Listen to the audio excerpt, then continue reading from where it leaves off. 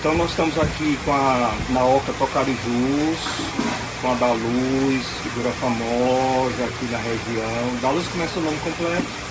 Maria da Luz Fonseca de Souza. E conte um pouco da história aqui desse espaço lindo e maravilhoso. Bom, então aqui nós temos, aqui é uma associação, né? Então é um grupo de pessoas que começou a pensar, quando nós chegamos em 2013, final de 2013.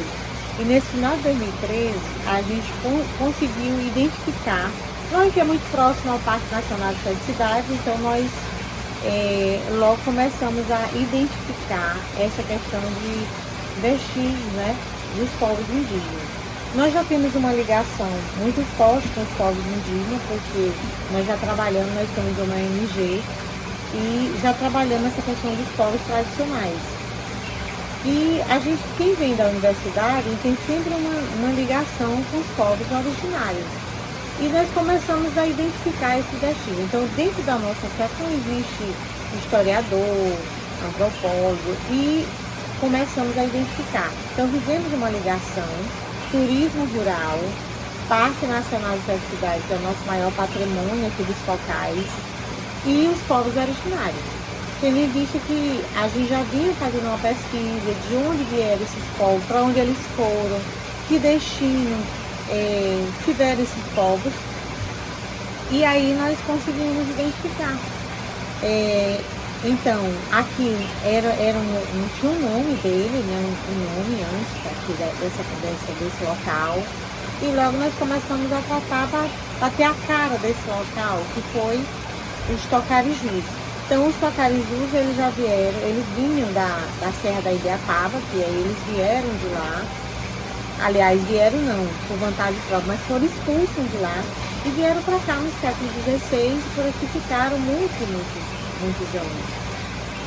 Então, olha, aqui, por que não dizer que a casa é indígena? Então, Oca Tocariju. Então, esse é o nome originário, né, que nós, o nome que tem essa cara. Então, aqui nesse local, ele não é um sítio, não é uma fazenda, não é um bar, não é um restaurante, mas é uma mistura de tudo. E quando você fala da Oca, é a nossa casa. Dos Tocarijus, muito faz homenagem aos povos indígenas que ficaram muito, mas não só eles, aqui vieram os Tabajaras, aqui passaram várias tribos que foram migrando para outro lugar. Então vieram para cá, então essa terra muito boa, né, muito plana, com muitas plantas que serviu de alimento para gado. Então Domingos Jorge Velho, e essa é uma história que os livros não contam, né? Então Domingos Jorge Velho chegou e disse, olha, aqui é onde eu vou instalar, montar aqui a minha fazenda. E aí quem estava por aqui, que era preservando essa mata, então ele expulsou, mandou embora, matou, e muito tempo eles ficaram escondidos. Quem ainda ficou por aqui, eles ficaram escondidos, porque foram ameaçados, e aí eles foram saindo daqui e indo para outros lugares. Mas a história conta que eles ficaram muito amedrontados, porque eles tinham que, assim, Domingos Jorge Velho falava, que vão fazer colar de orelha de indígena, né? E eles ficaram com medo, não conseguiam se identificar. Só muito tempo depois eles começaram começaram a se identificar, mas ficaram muito medo. Então é que o IBGE, quando você vai fazer a pesquisa, só a partir de 2000 é que eles começaram a dizer aqui no estado do Piauí que era indígena, mas antes não dizia. Você pode procurar no IBGE antes de 2000 que ninguém se identificava, com medo. Então só a partir daí tem uma grande parcela da Universidade da Federal Estadual que começaram a fazer esse trabalho de pesquisa, pesquisadores, para eles começarem a se identificar. Mas assim, aqui dentro do parque, até chegar aqui na Oca, tem um caminho, né, que a gente chama de caminho da Índia, né, caminho das indígenas, porque eles viviam vinham para cá, então, porque tinha sempre a questão da água, dos riachos, dos aguados, para que eles tivessem, sempre se ficava próximo aonde tivesse oca, pedra e também água. O parque só começou a existir, de fato, né, para o governo a partir de 1961. E aí, até 1970, o velho Catirina, ele viveu aqui no Parque Nacional de Sete Cidades, morava mesmo na pedra, né, morava mesmo na oca, nas pedras, e só em 1970 foi que ele faleceu. E as comunidades do entorno sempre falavam com ele, tem a associação de guia que sempre também identificava. A gente sabe que em 1980 teve um fogo muito grande aqui, então queimou, então isso também, de certa forma, deixou um alerta, né? Porque o parque, e aí só daí depois ele teve uma cobertura, uma proteção, até chegar nos dias de hoje, que nós temos nós temos o conselho, né, que é o Parque das Sete Cidades, que também tem tanto poder governamental como não governamental, que faz esse cinturão, essa proteção ao parque, tanto de caçada, de fogo, de entrar dentro do parque. E hoje sim, o parque ele teve uma mudança muito grande. Então, nós temos aqui na Oca, nós temos o parque como nosso cartão postal, né? Então, de proteção, de visibilidade, de proteger mesmo, né? Porque você acha que todo mundo que vem visitar ele protege? Não. Ele escreve em pedra, ele risca, ele quer subir em pedra. Então, por isso tem hoje uma proteção tanto do conselho, da associação de guia, da própria direção de ICMBio. Então, todo esse leque é da gente proteger as comunidades que temos ainda em torno e fazer esse caminho que é de proteger mesmo. Quem está nas margens da estrada, quem está nas comunidades, é da gente proteger. E proteger também do agronegócio, né? Dessa questão de mineradora, de venda de terra. Até então que nós estamos agora fazendo um trabalho de ampliação do parque. Hoje o parque é 6.000 hectares, que é um dos menores parques que nós temos, e nós estamos agora buscando que ele vai se tornar ampliação do parque, isso é uma ligação do Ministério do Meio Ambiente, do governo federal, ele vai passar para 16.000.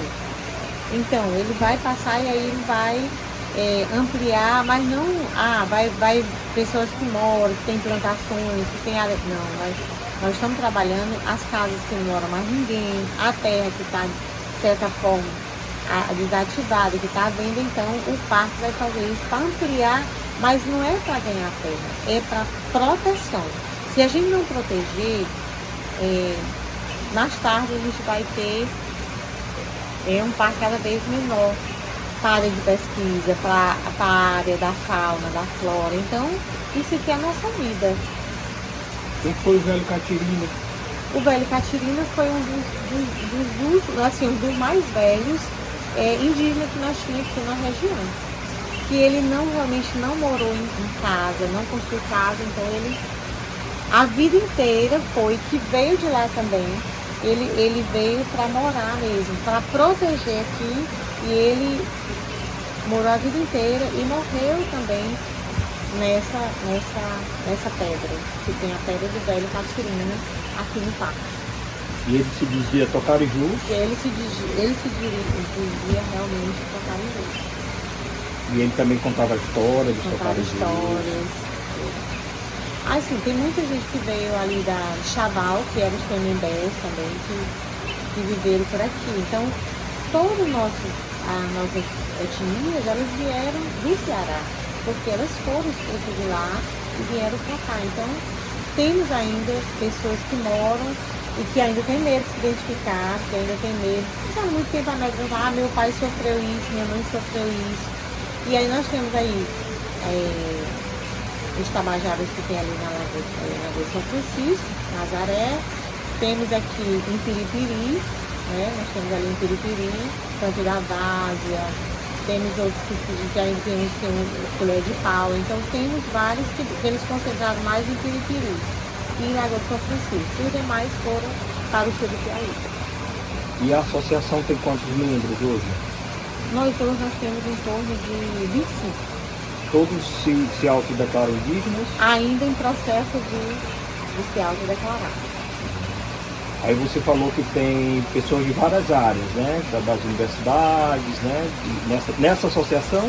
Não, nessa associação não. Essas que vieram e nos ajudaram a identificar, a estar identificando essa questão das tribos, né? Das etnias. E aí, assim, eu falo da universidade porque sempre tem muita gente fazendo pesquisa e ajudaram muito. Então, ajudaram as pessoas começaram a identificar o seu verdadeiro valor. Porque antes era muito assim, não, eu estou aqui, sozinho, isolado. E não existe esse isolamento. Hoje, todos os projetos de governo, né, tanto o governo estadual, municipal e federal, projeto que vem de olha, precisamos incluir o projeto de inclusão, então tem que incluir o pessoal, os povos originários, os quilombolas. Então, é isso que a grande contribuição da universidade é esse, de ajudar a identificar, a valorizar, a chamar as pessoas para a roda da inclusão. Então, eu sempre me refiro ao pessoal das universidades, porque eles sempre ajudaram. Da Luz, aqui nessa região tem notícia de quilombo também? Em Piripiri. Aqui notícia só dos povos indígenas, aqui né? Aqui só dos povos indígenas. Um chazinho aqui para... Esse território,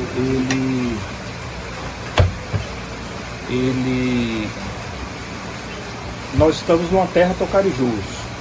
Nós estamos numa terra Tocarijus. E quando a gente anda nessas matas aqui, para além do parque, tem muitos vestígios indígenas que você encontra aí quando você está nas suas andanças? A gente encontra, você sente essa sinergia e a gente percebe isso. Aí você vê que tem nas próprias pedras tem lá os vestígios, né? Tem as pinturas no pé, então isso a gente consegue, isso é uma coisa que sempre o pessoal do CNV, o Conselho tem dado uma verdadeira proteção. Mas o parque hoje é aberto, né? Para você conhecer. Aí você vai ali na cachoeira, você consegue sentir, você consegue perceber isso. Então, claro que isso, gente, não é todo mundo, né? Eu acho que é uma pessoa que tem esse amor, que consegue se identificar. Aqui mesmo recebe muita visita de estudantes, que recebe de professores, que recebe de pessoas de outros países, da Europa, de Portugal, que vem para sentir isso, que eles não têm lá, né? Então, Da Luz, a gente tem muito essa visão do patrimônio como algo físico, como prédio. Então as pessoas, quando falam assim, patrimônio histórico, aí as pessoas imaginam logo assim, uma construção, uma casa antiga, um prédio antigo, uma igreja. E nós estamos aqui conversando sobre uma outra perspectiva de patrimônio, que é o patrimônio das pessoas, dos indígenas. Como é que você avalia essa expansão dessa ideia de patrimônio?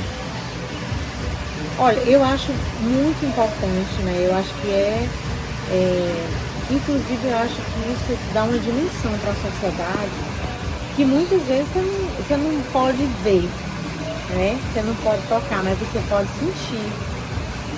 E aí eu acho que essa questão do imaginário, da lenda do imaginário, né? Do conto, da roda de conversa, eu acho que isso é um outro lado que vocês veem e é uma ampliação muito, muito bacana. Acho que é uma vibe muito bacana, porque eu acho que tem que ir muito além. Você tem que ir muito além dessa questão do conto, de falar, de dizer, e falar para a juventude, para as crianças também. Eu acho isso muito bacana, eu acho isso muito saudável, eu acho que muito importante. Eu aplaudo, eu faço aplausos para esse outro que o fã está fazendo, né? Não só de ver, porque inclusive eu acho que assim, o prédio ele pode demolir, né? Porque em Piracuraba nós temos centro histórico. E no centro histórico, de vez em quando você vê a tentativa de alguém vender, alguém querer fazer uma modelagem moderna, né? E aí existe uma lei municipal que tem essa proteção, então se fizer, você vai punido. Mas esse que nós estamos falando aqui, do lendário, ele é intocável. Ele vai passando de geração para geração. Então você é muito bacana, você não vai tocar, não vai precisar pegar, mas você vai sentir e você vai construindo. É como se os romances que tinha, né? Que nossos pais faziam essa roda de conversa. Agostinho lembra disso, né? Que contava que era na porta da casa e aí ficava contando as histórias. E ao passo que você vai contando, você vai entendendo a história. Você vai se imaginando do velho Catirina, você vai falando da piscina do Bacuri, você vai falando da piscina dos Milagres, você vai falando dos Tocariju, dos Tremembés, você vai falando dos Tabajaras, dos Pimenteiras. E como era esse povo, como eles se pintavam, como eles se vestiam, o que eles usavam para fazer, para beleza.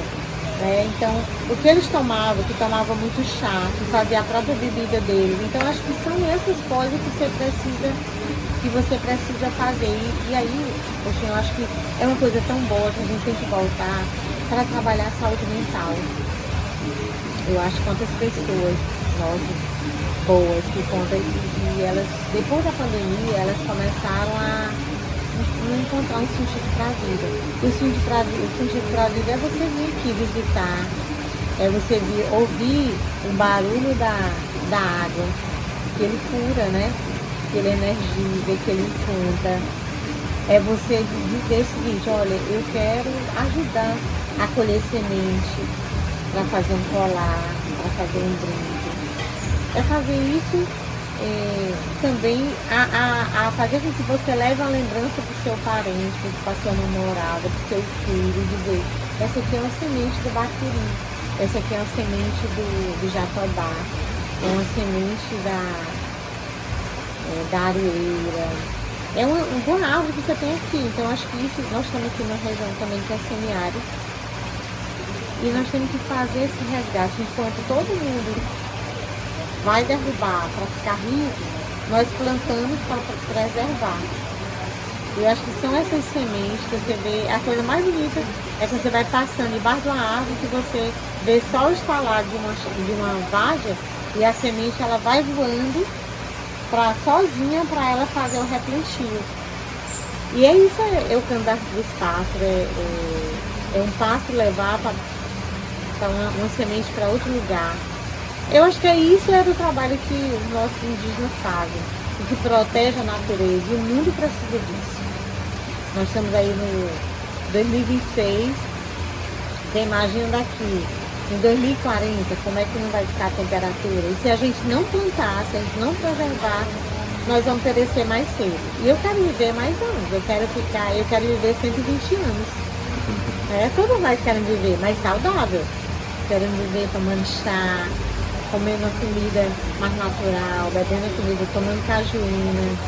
E cajuína também é uma bebida indígena, que quem criou a bebida, a cajuína foi os indígenas, por isso que a gente toma ciência e nem diz, ai, que bom, quero que saudar o pajé, o catirina, as mulheres indígenas as mulheres que descobriram a agricultura, o replantio, que eram tudo nômades. Não só as mulheres indígenas, mas todas as mulheres iam andando, e quando voltavam, encontravam que viam que as plantas tinham nascido. Então elas que tinham jogado a semente, porque os homens estavam caçando, pescando, e as mulheres que ficavam ali jogando a semente e descobriram que a agricultura era a gente que podia estar plantando. Da Luz, com quem a gente poderia saber mais sobre a história do velho Catirina? Tem alguém de conta? O Oziel. Ah, o Oziel do Curioso, a gente vai conversar com ele. O Oziel do Curioso. Pronto. Ele tem muito mais informações, porque ele nasceu dentro da comunidade, Água da Abelha. E aí ele sabe muito da Itatiruca. E da Luz, da outra vez que eu vim aqui, eu percebi que você também, desses envolvimentos que você falou, você sempre recebe pessoas assim, no sentido de potencializar o respeito à natureza. Eu lembro que no dia estava tendo uma feira agroecológica aqui, né? Estava tendo uns debates. Como é que é a rotina assim, deste lugar no sentido da conscientização das pessoas? Sim, exatamente esse, né? Esse grupo nosso, o intuito foi esse, da gente fazer um resgate, porque senão ia terminando. Quem era que ia levantar isso? Então, a gente, ligada à ONG, a gente faz as feiras, né? Que a gente chama de quitanda, que é da gente fazer esse resgate do que elas têm no quintal produtivo. Aí que é essa questão das sementes, da questão da própria comida. O que a gente pode tirar do quintal para comer um alimento mais saudável?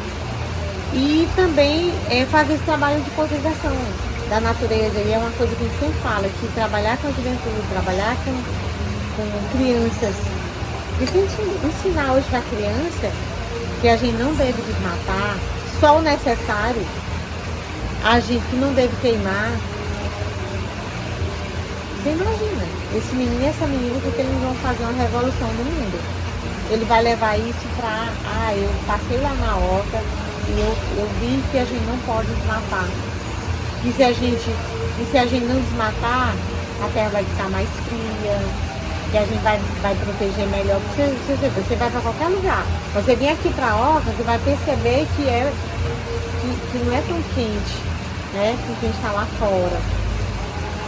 E a gente faz esse trabalho de resgate, tanto com as mulheres, e com a juventude, e com as crianças, que é de tirar o sustento da terra, proteger essa terra. E o que você não tem no quintal, aí você leva para a feira e você compra o que você não tem na comunidade. É esse o trabalho. E você respeitar a natureza. Você colher para fazer o chá, o que tem na natureza. Você não precisa desmatar. Você vai tirar ali, pede incenso, colhe, depois aí você se alimenta desse chá ou dessa comida, que é a abóbora, o quiabo, o milho, a batatinha, que é a batata doce, a macaxeira, o feijão. Aí você vai devolver também ali o adubo. Você não vai trabalhar com veneno, com os agrotóxicos, porque isso aí vira doença, vira câncer. Então, é isso que a gente ensina para eles. O que a gente ensina não, é o que a gente aprende com eles. Ao passo que a gente ensina, a gente também aprende. Aí a gente aprende isso com o nosso pai da educação, que é Paulo Freire, né? Então você não aprende, você ensina e você aprende, você está colhendo. E os nossos clientes que chegam aqui, então também trazem e levam também. Então assim, a Uxinha aqui é incrível. Tudo aqui é aberto. Aqui você só leva o que você aprende. E você deixa aqui as pegadas, não pegam nada. Tudo aqui é muito, as pessoas são muito, quem chega aqui, todo mundo é muito consciente. Tira foto, eles dizem disso, você leva a foto e deixa as pegadas, né? Mas eles são assim, todo mundo, não pode tocar nisso. Então é que a gente assim, aqui a gente tem um sapo, né? A gente sempre bota as fotos das cobras, que você pode conviver com isso, de vez em quando você vê. Eu tenho medo. Não, se você não tocar nela. Porque nós estamos aqui a 3 km do parque, então dentro do caminho há um caminho que elas vão e voltam. Aí à noite você vê animal bebendo aqui nas cascatas. E aí você, eu tenho muito medo. Não pode ficar com isso, tem que conviver, você não precisa pegar no saco. Ele não vai pular em você. Então, é esse trabalho que a nossa associação, nosso clube faz. De conscientizar, de conviver com a natureza, sintonizar com a natureza. Da Luz, essa consciência que você tem, você recebeu da família também, assim, qual é a história da tua família, dos teus pais, teus avós? Meus avós, minha mãe, ela veio do Chaval, né? Então ela veio do Tremembé lá. E aí foi, meu pai é agricultor, sou filho de agricultor e agricultora, então eles foram passando isso pra gente, dessa questão de que meu pai ele trabalhava com abelha, né? Então, nesse tempo ele não era consciente, ele era meleiro mesmo, não era um apicultor consciente. Depois ele foi ganhando essa consciência. Meu pai, ele não veio da universidade, era agricultor. O estudo dele, ele aprendeu mesmo na roça. Minha mãe também veio da roça, veio da área era pesqueiro, né, meus avós. E ela veio, porque casou com meu pai, que era do Piauí, mas aí eles vieram, e foi essa consciência, essa base muito dos meus pais, né? Depois eu fui para o movimento social, eu participei de um movimento chamado Federação de Associações de Conselhos Comunitários, mas eu venho também da igreja, né, da PJMT, que era a Pastoral da Juventude, que aí eu participei da federação que era a FANG, eu participei junto com a Trindade, né, Francisca Trindade, então Marcelino Fontelli, que é também da universidade, e outras figuras que a gente participou. Então você vai ganhando essa consciência, né, essa base. E aí quando cheguei, eu fui para a universidade, aí também isso ajudou muito, e aí você vai. E aí assim, você tem que exercitar. Se você pegar esse saber e você não exercitar, não dividir, não compartilhar, ele vai, aos poucos ele vai acabando.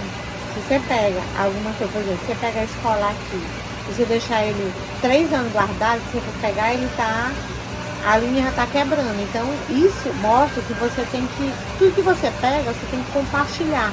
Esse saber, você tem que compartilhar com outras gerações, outras comunidades, porque senão ele vai perder.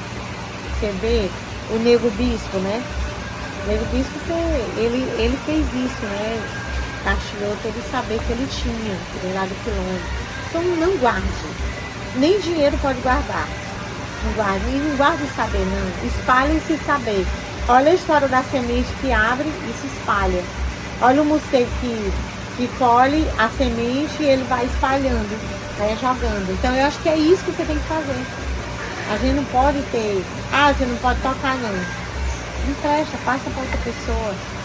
Porque é isso que vai valer a pena. Senão você vai passar por aqui e ninguém nem sabe que você existiu. Essa é uma figura cativante, viu?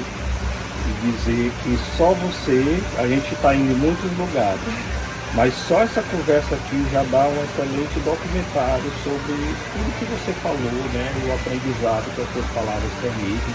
Eu até esqueci de apresentar, né? Que a Beatriz, ela é estudante de História.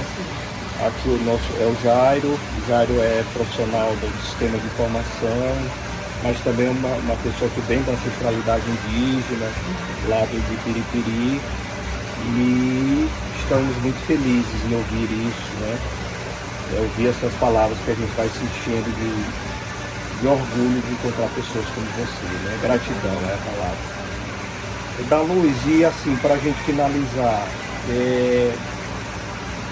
que sugestões você daria, né? Assim, para as pessoas do Piauí, as pessoas de Piracuruca, para que elas cuidassem mais do patrimônio, né? Quais são as sugestões que você diria assim, olha, eu acho que teria que fazer isso, teria que fazer aquilo, o que é que vem na tua cabeça? Olha, eu acho que a gente precisa continuar trabalhando essa questão da preservação. E a outra coisa, eu acho que a gente precisa ir para a sala de aula. Eu acho que precisa ir para a sala de aula. E não é fazer não, aqui nós temos uma disciplina, e aí tinha arte, né? Que aí você ia lá e pintava uma flor. Você precisa ir lá mesmo e dizer o seguinte, a gente precisa fazer com que os alunos, eles possam compreender, visitar, fazer uma visita Então hoje, você pode ver quem é professor, se for uma aula na sala de aula, e se você for fazer uma aula fora, extensão fora, ele ganha muito mais. O menino que tem o código, pergunta, conta na sala de aula, divide para os demais. Então, eu acho que precisa ir para virar uma disciplina, né, de sala de aula. Essa história dos casarões, lá em Piracuru nós temos a usina de cultura, nós temos lá a usina que era o que gerava energia. Então a gente precisa mostrar isso para a população. Muita gente que mora em Piripiri, muita gente que mora em Piracuru que não conhece o Parque Nacional de Sete Cidades. Aí às vezes a gente se pergunta, por que a Serra Capivara é mais visitada do que o parque? Por que será? Maior investimento? Maior visibilidade? Orgulho disso? E eu estava dizendo assim, Agostinho, você já tiveram a oportunidade, Beatriz, de vir aqui dia 21 de junho, na terceira cidade, em Sete Cidades, para ver o solstício? Não. É o espetáculo da Terra, meu gente. Só tem, no mundo só tem aqui e eu acho que na Inglaterra. Que aqui é o inverno que está indo embora, né? A fase do inverno está indo embora. Então, você vê o sol nascer pela uma fendazinha, mais ou menos desse tamanho. Aí você tem que vir 4 horas da manhã para esperar a chegada do sol, que foi descoberto através dos silícios. Então, eu vejo poucos jornalistas, mas a população em si aí não está, porque tem que levantar cedo. Então, gente, é um espetáculo. E assim, pouquíssimas pessoas do planeta viram. Então, a gente precisa divulgar, mostrar mais, principalmente para... Por que eu falo a juventude? Porque a juventude, ela precisa ter... todo dia, a gente, para levantar, a gente precisa ter um estímulo.